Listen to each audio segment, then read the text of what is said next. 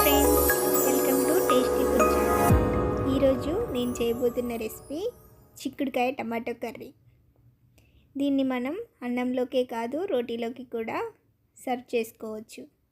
ముందుగా చిక్కుడుకాయ టమాటా కర్రీ కోసం చిక్కుడుకాయల్ని ఇలా కట్ చేసి పెట్టుకోవాలి.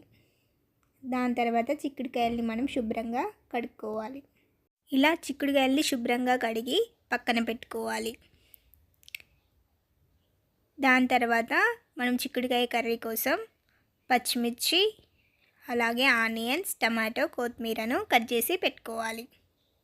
ఇప్పుడు స్టవ్ పై ఒక ప్యాన్ పెట్టుకొని అందులో కొద్దిగా ఆయిల్ని యాడ్ చేసుకోవాలి. ఇలా ఆయిల్ని యాడ్ చేసిన తర్వాత అందులో మనం కొంచెం జీలకర్రని, అలాగే పచ్చిమిర్చి, ఆనియన్స్, కొత్తిమీరను కూడా యాడ్ చేసుకోవాలి. వీటిని మనం బాగా ఫ్రై చేసుకోవాలి. మధ్య మధ్యలో కలుపుతూ వీటిని గోల్డెన్ ఫ్రై కలర్ వచ్చే వరకు ఇలా ఆయిల్లో ఫ్రై చేస్తూ కలుపుతూ ఉండాలి. ఇప్పుడు మనం ఇందులో కొంచెం అల్లం వెల్లుల్లి పేస్ట్, అలాగే కొంచెం పసుపుని కూడా యాడ్ చేసుకొని మళ్ళీ ఒకసారి దీన్ని కలుపుకోవాలి. ఇలా కలిపిన తర్వాత మనం ముందుగా చిక్కుడుకాయలు కడిగి పెట్టుకున్నాం కదా, ఇప్పుడు వాటిని మనం ఇందులో యాడ్ చేసుకోవాలి. చిక్కుడుకాయల్లో యాడ్ చేసిన తర్వాత ఒకసారి మంచిగా కలుపుకోవాలి. ఇలా చిక్కుడుకాయలను కలిపిన తర్వాత ఇందులో మనం మన రుచికి తగినంత సాల్ట్ని యాడ్ చేసుకోవాలి. ఇలా సాల్ట్ని యాడ్ చేసిన తర్వాత కాసేపు దీనిపై మూతను పెట్టుకోవాలి.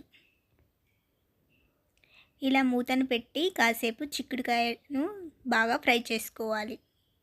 ఇప్పుడు మనకు నూనెలో చిక్కుడుకాయ అనేది ఫ్రై అవుతుంది. ఇప్పుడు దీన్ని ఒకసారి మళ్ళీ కలుపుకోవాలి. ఇప్పుడు ఇలా కలిపిన తర్వాత దీంట్లో మనం ముందుగా కట్ చేసి పెట్టుకున్న టమాటాను యాడ్ చేసుకోవాలి. ఇలా టమాటాను కూడా యాడ్ చేసిన తర్వాత దీన్ని మరలా ఒకసారి కలుపుకోవాలి. ఇప్పుడు ఈ చిక్కుడుకాయపై మళ్ళీ మూతను పెట్టుకోవాలి. ఇలా మూతను పెట్టుకోవడం వల్ల మనకు తొందరగా కుక్ అవుతుంది. ఇప్పుడు మరలా మూతను తీసి చిక్కుడుకాయను ఒకసారి కలుపుకోవాలి. ఇప్పుడు చిక్కుడుకాయ అనేది మనకు ఆయిల్లో బాగా ఫ్రై అవుతుంది. ఇప్పుడు ఇందులో మనకు తగినంత ధనియాల పొడిని యాడ్ చేసుకోవాలి. ఇలా ధనియాల పొడిని యాడ్ చేసిన తర్వాత దీన్ని మంచిగా ఒకసారి కలుపుకోవాలి. చిక్కుడుకాయ కర్రీ అనేది ఇప్పుడు మనకు ఆయిల్లో బాగా ఫ్రై అవుతూ ఉంటుంది. ఇప్పుడు దీనిపై ఒకసారి మూతను పెట్టుకోవాలి. మూతను తీసిన తర్వాత ఇందులో కొద్దిగా కొత్తిమీరను కూడా యాడ్ చేసుకొని మంచిగా కలుపుకోవాలి. ఇలా కలుపుకున్న తర్వాత కాసేపు స్టవ్ పై అలానే ఉంచి చిక్కుడుకాయని ఫ్రై చేసుకోండి. ఇలా 5 మినిట్స్ ఫ్రై చేసిన తర్వాత స్టవ్ని ఆఫ్ చేసుకొని చిక్కుడుకాయని సర్వ్ చేసుకోండి.